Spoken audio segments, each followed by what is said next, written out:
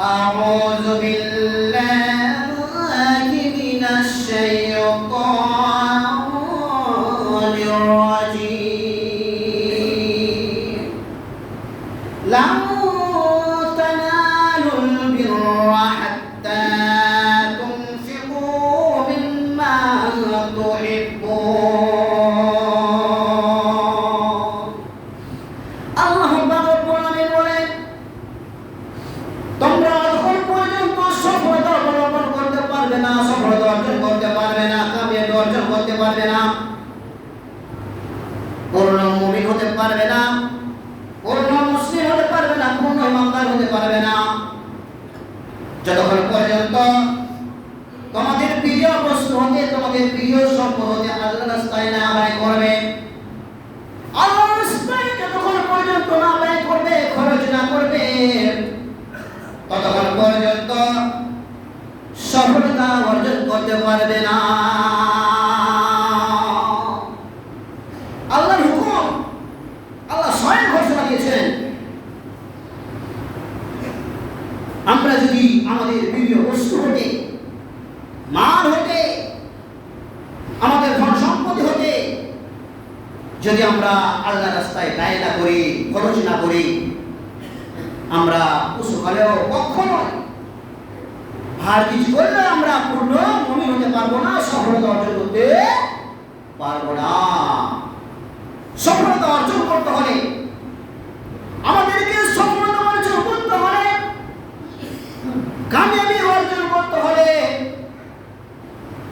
উপকৃত অর্জন করতে হলে, হাসিল করতে হলে, একজন পূর্ণ মুমিন হতে হলে আমাদেরকে কি করতে হবে?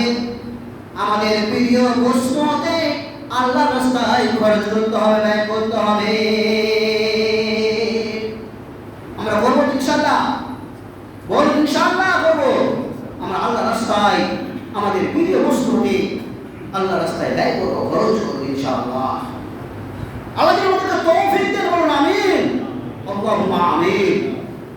আল্লাহ তাআলা বলেন আমিনের এই আয়াত যখন অবতীর্ণ হলো, নাযিল হলো, নবীজির মুখ থেকে যখন সাহাবারা শুনতে পেলেন, নবীর মুখ থেকে এই কোরআনের আয়াত নবী যখন আবৃত্তি করলেন, মানুষের কাছে ব্যক্ত করলেন, পেশ করলেন, তেলাওয়াত করলেন, মানুষকে শোনালেন, জানালেন, জ্ঞাত করলেন, মানুষ যখন জানতে পারলেন, সাহাবারা যখন জানতে পারলেন, সাহাবাদের সম্পর্কে আলোচনা হলো এই আয়াতের সম্বন্ধে।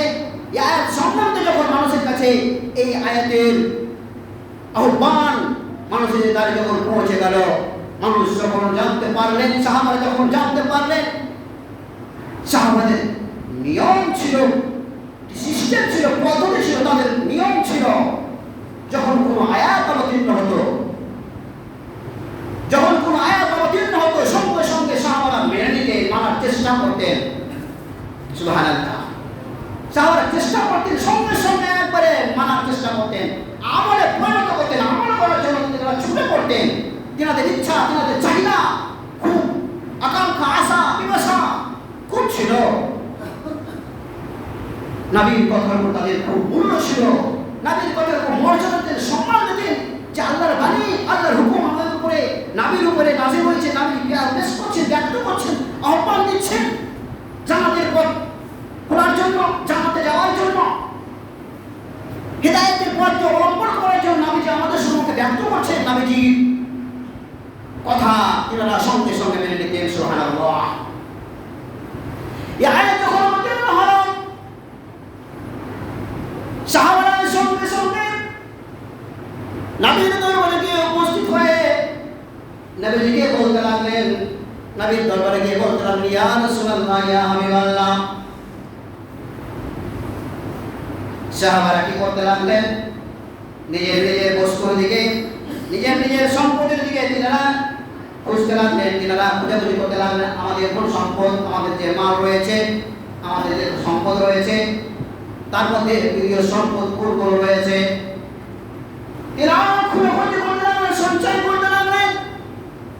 খুঁজাখুঁজি করার পরে সাহাবারা নবীর সম্পর্কে আসে, নবীর কাছে এসে বললেন, ইয়া রাসূলুল্লাহ, ইয়া হাবিবাল্লাহ, আল্লাহর নবী গো, আমরা কি করব? আমাদের প্রিয় বস্তু সবচেয়ে যেটা প্রিয় বস্তু রয়েছে, সবচেয়ে যেটা ভালো বস্তু রয়েছে, আমরা কি করবো? আল্লাহর রাস্তায় দান করে দেব।